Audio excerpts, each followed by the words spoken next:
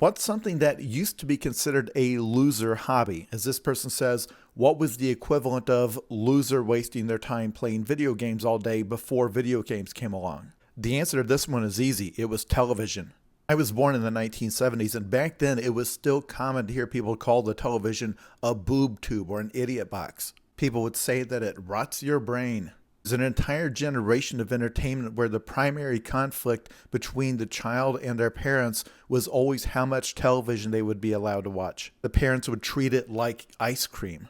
It was something that was bad for you that you could indulge in limited quantities if you were good. There were many, many books written about how television was just a cancer on society and could bring about the end of the world. I mean, many people still believe that it was corrosive to the fundamentals of society, like family, that it ruined our ability to get a proper handle on reality.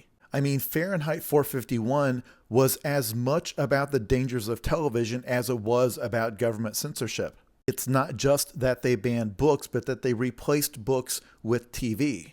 And the belief was always that if you're reading, you are mentally engaging. It is an active activity. You are forced to read the information and process it. The moment the action of reading stops, the book stops. But TV is passive. It just keeps playing. And when older people saw the way this glowing box could seem to just hypnotize the human animal, I think they got very scared. There's this famous photo from 1948, allegedly of a boy seeing TV for the first time in a shop window. And it had to have seemed dystopian. I mean, imagine growing up without this technology. And then within a few years, it's in every home, and people have rearranged their furniture to all be staring at this glowing object, like they're being mesmerized by it, like they're in a trance.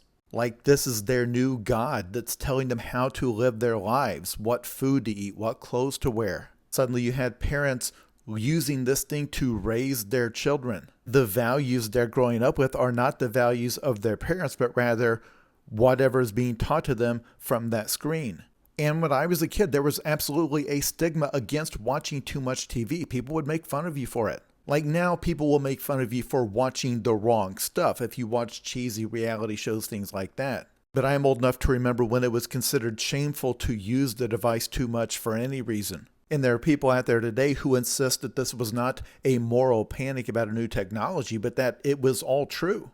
That you're now on the third generation that does not know a world without TV, and have therefore reached a point where none of us can even comprehend a world without screens.